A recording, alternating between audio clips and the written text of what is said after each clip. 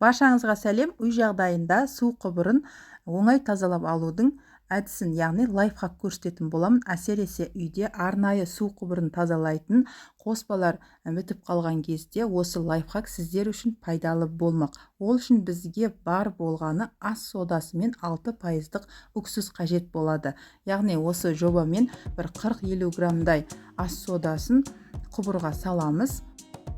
Көз мөлшерімен өлшеген кезде енді бір осындай шай кесемен бір кеседей салыңыздар. Енді осыған мен 6%-ық үксіз, яғни алмалы үксізді қолдандым. Міндетті түрде үксіздің пайызы 6% болу қажет.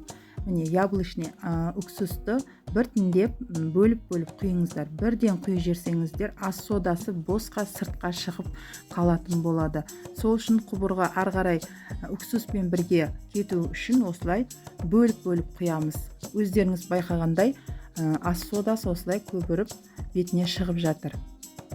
Егер сіздерге осы лайфхак пайдалы болатын болса, достарыңызбен бөлісіңіздер. Қазақша каналың ары қарай дамысын десеңіздер, менің каналымды қолдап, лайк басып, комментария жазып, тіркелмеген болсаңыздар, каналыма тіркеліп, қоңыраушаны басып қоюды ұмытпаңыздар.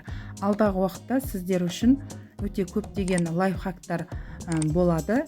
Егер көрмеген болсаңыздар, менің каналымда алдында сіздер үшін керемет пайдалы лайфхактар бар, қарап алыңыздар.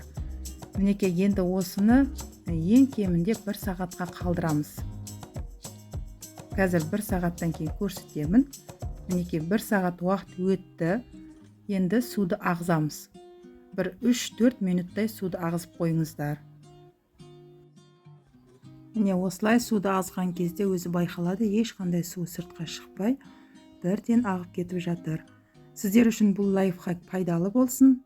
Алдағы уақытта керемет лайфхактармен және де ерекше тағам рецепттерімен бөлісетін боламын. Менімен бірге болыңыздар, қош сау болыңыздар. Келесі кездескенше.